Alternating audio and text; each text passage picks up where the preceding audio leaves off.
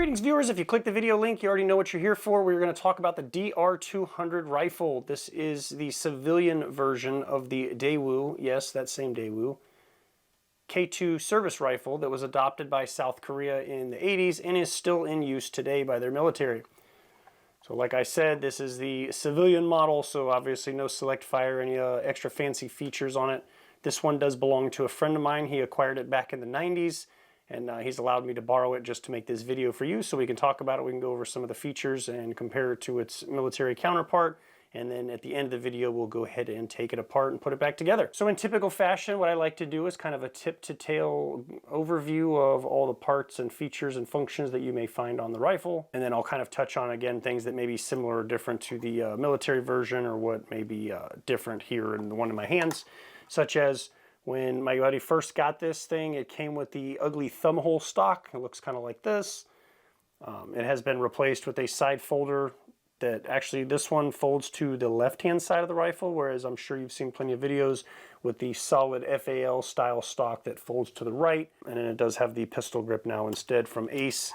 It also came with a pinned and welded fake flash hider, so that was removed. So now he has this one on here. And since we're at this end of the firearm, let's go ahead and start with our tip to tail. So the muzzle on the end of this is the same exact thread pattern as an AR or M16. It's 1/2 by 28. So any standard 5.56 flash hider that you prefer, you would be able to throw on this thing. This does have an 18-inch barrel on it. It is a 1 in 12 twist, so it's not recommended to use any rounds that are over 55 grains. So that is the standard issue military round. So again, for a military rifle, you would expect that's what you would fire out of it, so most people have zero complaints with that. This does utilize a long stroke gas piston system, which is very similar to an AK-47. Our gas piston adjustment is here. There are 4 positions. So there are 4 markings on the front here. There's also 2 arrows. So the piston itself has a yellow arrow on it, and then there is a arrow stamped into the metal of the front sight post here. This is the ideal firing position. This would be marked as the M or medium.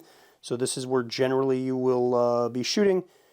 There are other settings on here. You have an S for small, you have L for large, and you have a 0 for no gas. So the front sight post on this is fixed. It is not adjustable whatsoever. It does have this circular shroud over it. On the K2 version of the rifle, there is actually a tritium insert in the top portion of this protective hood that is used for your night sights. This does not have a bayonet lug. Normally, again, the K2 would have one right here in this position.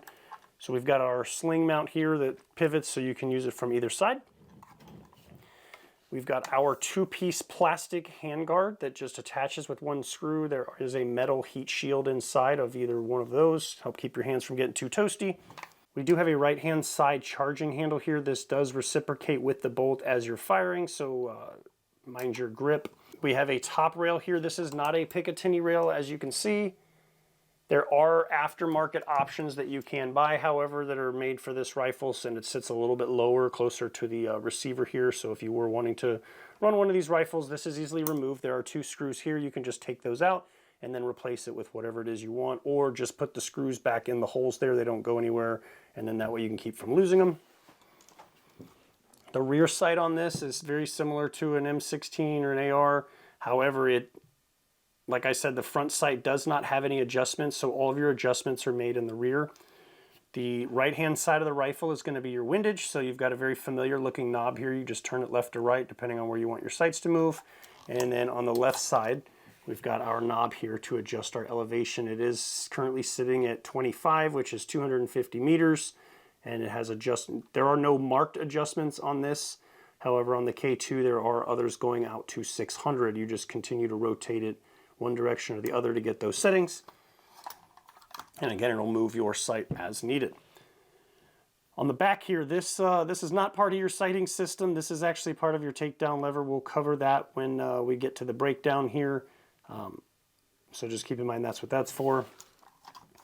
We do have a bolt hold open on this, so this weapon does utilize all standard 5.56 magazines. And then just as a note, it is stamped on the side here as 223. However, that has to do with import rules and restrictions and not being able to import specific things. This weapon does fire 5.56. It's chambered in 5.56. It's just listed as a 223 for a sporting round for, again, import restrictions and rules. So if you do own one of these, you can shoot 5.56 out of it. You don't have to worry about it. You're not going to blow up your gun unless you're using crappy ammo, and then that's something I can't help you with. We do have a similar design paddle here that should look familiar if you're familiar with an AR. However, the bottom portion of the paddle is kind of occluded, so you can't press it. And ability to hold your bolt open, you can just kind of grab the top paddle and pull it out if you really wanted to go ahead and lock your bolt to the rear for any sort of administrative functions. It does use a bolt hold. It does employ the bolt hold open feature with the, again, standard 5.56 magazine. The safety on this thing is less than desirable. So if you're familiar with an AR, and normally what you would do is you would just flip this lever down, but unfortunately, as you can see, while I'm pushing down on it, it is not moving. In order to switch this from safe to fire, you actually have to rotate it up over the top and then get it to point towards the rear for fire.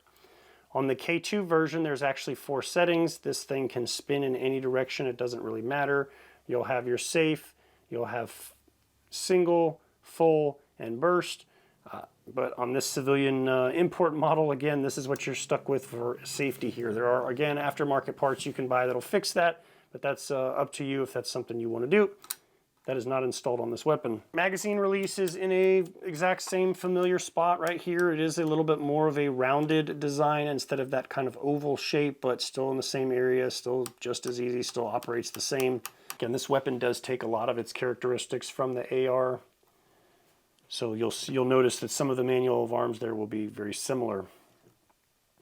So like I said, this one has a different folding stock than what you would see on, again, if you bought this with the thumbhole stock. It's all one big chunky piece of plastic here. This is just a skeletonized folder and then an ace pistol grip. The folder back here has another sling mount built in, so if you need something like that, that is available for you. This does have a fold-out wire piece here, so you can just have a little bit more stability on your shoulder there if that's something that you desire, or you can just fold it out of the way. So like I mentioned, it does fold to the left-hand side of the weapon. It is, you have to kind of pull down on it. Damn it. And once you swing it to the side, it will lock in place, so you'll have to pull it again. It's kind of like that SIG folding stock if you're familiar with that. The weapon will fire in the folded position. It does not utilize a buffer tube like an AR because the way the recoil system is designed. And when they designed the K2, it was a specific requirement they wanted to be able to fold it. Because of their training in CQB and close environments, they prefer to use a folded stock. So the grip that you would normally find on the K2 has a storage compartment in it. This particular one does not. The plug that comes out would have just 2 small little containers in there. One you can put a bottle of lube in it, and the other one maybe a small brush or cleaning patches or whatever, what have you that you may need. But this again is empty, and then obviously you're not storing anything inside of this stock. So despite all of its similarities that it may have in terms of the M16 or the AR, there are not any interchangeable parts between this weapon system and that other than a magazine. You would think that maybe the trigger or some of the other things are swappable, but they are not, unfortunately. So the biggest issue that a lot of people have with this rifle, they really like it for its reliability, for its accuracy. It uses a standard cartridge and magazine that is readily available all over the United States. The only problem is because it's not so common, buying parts and replacements for it is kind of a pain in the butt. I know a lot of people used to buy 2 of these so that they would have one they could cannibalize spare parts, and that was kind of their plan for that, or just have 2 rifles if the one never went down. From what I'm to understand, as of SHOT Show 2025, SNT Motive, which is formerly Daewoo Precision, has announced that they are trying to manufacture and import the K2 rifle again into the United States. So hopefully in the near future, sometime maybe the rest of this year, that'll we'll get some more news, or that'll come to fruition, and the fans of the K2 or DR200 style rifle will be able to actually get their hands on one for a newer model instead of having to find some antique that's been sitting in somebody's closet. So hopefully I answered any questions that you may have. I covered all the, again, the features and functions of this thing. The next thing that we're going to do is I'm going to take it to my table you should be familiar with from other videos, and we're going to go ahead and do a disassembly and show you how to take this thing apart. All right, obviously the weapon's a little bit long to be completely in the frame for this setup. However, we'll make sure that you guys can see all the important stuff that we're working on. So before we go ahead and disassemble this thing, we need to do a safety check. So there is no magazine in here. We're going to flip it over, Pull back on the charging handle, visually and physically inspect the chamber, ensure there is no round in there. So we are good to go. While I've got it flipped over and you can see it, you'll notice here it does say Kimber on here. Kimber was the one that imported this, so that's why they have their markings on here. Disassembly is going to be a little bit different than an AR. In some respects, we have a takedown pin here in the front that you should be familiar with. However, if you notice, there is not a takedown pin back here. The mechanism that I mentioned earlier that is up here is what we're going to use to remove the backhand side of the weapon here. What I want to do first is I'm going to go ahead and look at this little mechanism here. So this right here has two outer edges, and then there is a piece in the middle there that is flipped forward. And what that does is that prevents you from pushing this forward either manually or while you're firing, preventing some sort of issue from happening where this comes undone.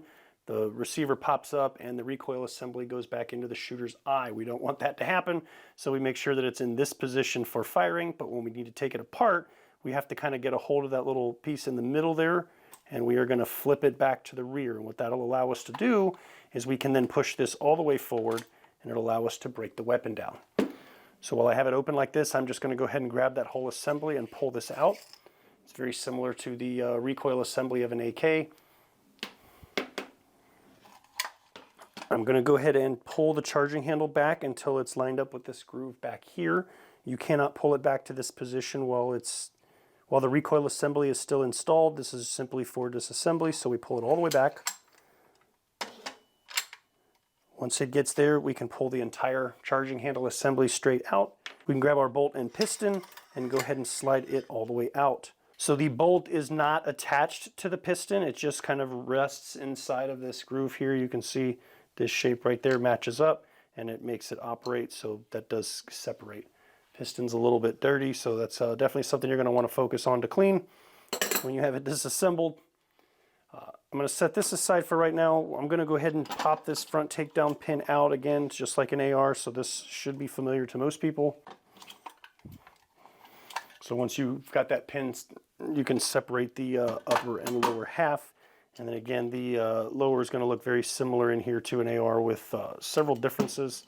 Before I disassemble the bolt, I wanted to show you this. So on a normal AR bolt, you have your extractor and your ejector all in one place. You'll notice there is no ejector here, and instead there is a kind of a cutout. This right here is actually your ejector. It's this spring-loaded kind of blade that's right here. And what that does is that rides in this groove, and as the bolt's traveling to the rear and the extractor is pulling on that case rim, it's pulling against this, which is then adding that force that helps sling the brass out of the right-hand side of the weapon there. And again, it is spring-loaded so that as the bolt is traveling, it can push out of the way as needed. So just a different little take on Korea's version of the ejector versus American version. So now we're going to disassemble our bolt. Again, very similar to an AR. So the charging handle in this weapon has been said by several armorers of this weapon from Korea that you can use this entire thing to help disassemble your weapon. So if you're having a hard time getting that firing pin, retaining pin out of there, you can use this to kind of hook it and pull that pin out. Dump the firing pin out of the back.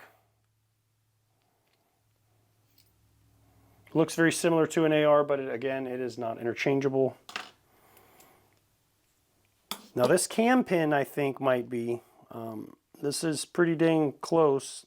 I would assume that you could probably maybe change that out. I don't know.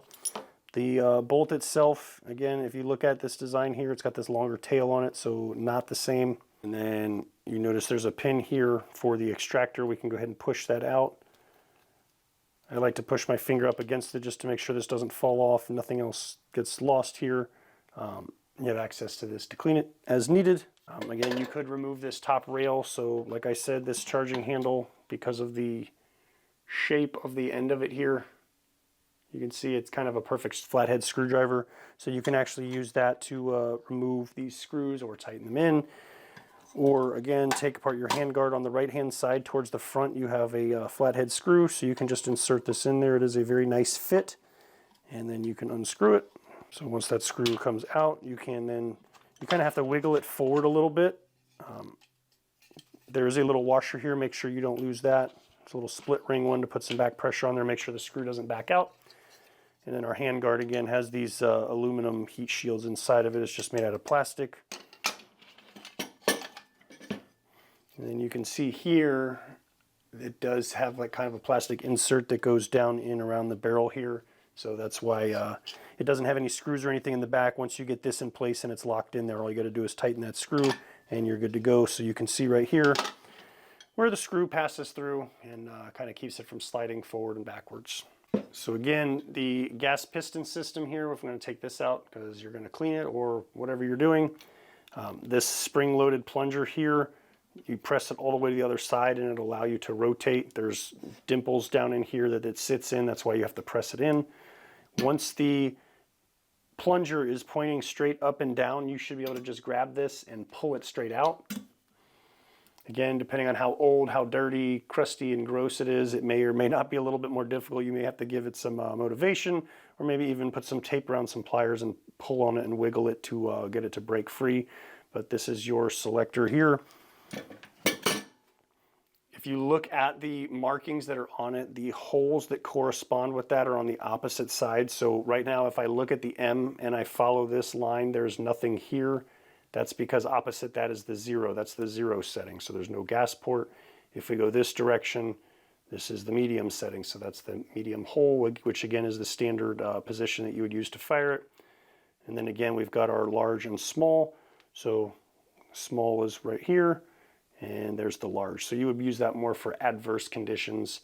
If your gun's really disgusting, dirtier, and nasty environment and you're having trouble running it, you would switch it to that to use. But anyway, now in terms of cleaning and general maintenance, that should be about all you need to do as far as breaking it down so you can get to everything and get it clean.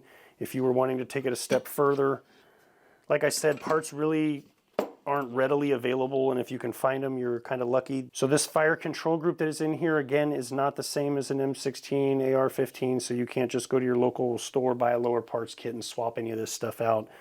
It doesn't work that way, unfortunately. If you are wanting to swap your grip, you'll notice if you look straight down this hole here, there is a bolt that goes straight through, and then if we look in the underside of the grip, there's a washer and a nut. So on a normal AR grip, you would just run the screw up from the bottom and screw it in. In this specific configuration for this grip, you would the bolt goes down through the top into the bottom, and then you would attach it in here, which is kind of a pain in the butt to get to, being inside such a small space there. But other than that, that's it for disassembly. So let's go ahead and get this thing put back together in reverse order. So the first thing we're going to do is we're going to put our handguard back on. So like I said, we've got those notches that need to be inserted in the bottom, the rear portion of the receiver. So we're going to insert that first, kind of slide it back until they both line up. You should be able to look through the hole and see daylight. This side has the threads on it, so we know we need to flip it this way.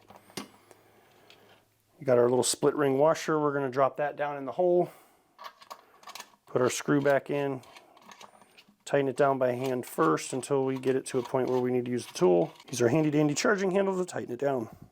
All right, we're going to put our piston back in. So it really doesn't matter if you face it up or down as long as the plunger that you're doing is going straight up and down. It only does fit in there one way. You can't put it in there with it pointing towards the side. It doesn't bypass those notches. So just make sure it's like that. Push it all the way in and then twist it back to whatever desired position. Again, the standard position is M, making sure that the two arrows are lined up. So we're going to put our bolt back together. We've got our extractor here. Make sure that your spring and the little plastic plug are still attached. I'm going to put back pressure with my thumb on it as I slide this pin back into place. You may have to kind of let it go a little bit, push it back in, kind of wiggle it to get that pin to seat. Another thing you can do, whatever you disassemble it, if you can fit that through there to hold it in place, you can then just push it out of place with the pin so that you know you're lined up. And your pin's in there. I usually try and make sure it's even on either side. It's important to pay attention which way your bolt is going in. So if you look at it from a functioning standpoint, the extractor is on the right-hand side because that's the side it's pulling the brass out to. So make sure that's facing that direction. We're going to slide it in until we can see the hole right here lined up here. We're going to take our cam pin. This doesn't matter which way it goes in as long as that hole is lined up facing forward and to the rear. because that's where our firing pin is going to slide through, which we're going to put in next through the rear. Push that all the way forward, and then we're going to put our firing pin, retaining pin back in, making sure that it goes all the way. That's why it's got this little pocket here, so just make sure it's all the way in there. So you may have noticed this notch that's on the top and the front here. That's actually where your charging handle slides in, so that's where that rides. And again, that's why it reciprocates, because it is fixed to the bolt there, so as it's going back and forth, again, watch your fingers. So the first thing we're going to do is we're going to take our piston. I'm going to go ahead and start inserting it, just so that I get it out of the way, because it's kind of long and obnoxious. Remember, this right here is what interfaces with the piston. Make sure your bolt is fully extended to the forward position. Make sure those two line up. Slide the bolt in. And what we're going to do is we're going to slide it until we see that notch I showed you where the charging handle goes in this little window here. We're going to slide this into that notch, and then this should go all the way forward. Next thing we got is our recoil assembly here. So that is going to go right here in the top. And just make sure again that this doesn't face down. We want that flipped up because of that mechanism, like I said before when we took it apart. So this is under spring tension. It's not going to go on its own any farther than that. So you are going to have to kind of manhandle this a little bit when you assemble it. So what we're going to do is we're going to attach we're going to do the front takedown first. So make sure that this pin is pulled all the way out. We're going to line that up. Push that pin all the way in. So now we've got this hinge point. And so the best way to do this is to go ahead and use one hand and grab a hold of the receiver itself however you can. Thankfully I've got this rail on the front of the rear sight here, and all I have to do is just use my thumb and push that forward, and it'll allow me to close it like that. And then we have to make sure that we remember to flip this center locking piece down, because again, you do not want this to come undone while you're firing. Your eyeballs are probably not going to be very happy. So we want to go ahead and flip that lever all the way down until it snaps into place. And again, you'll know it's in the right place because I cannot push this forward to break down the rear of the weapon. So that's done. We can do a function check. The weapon's on safe.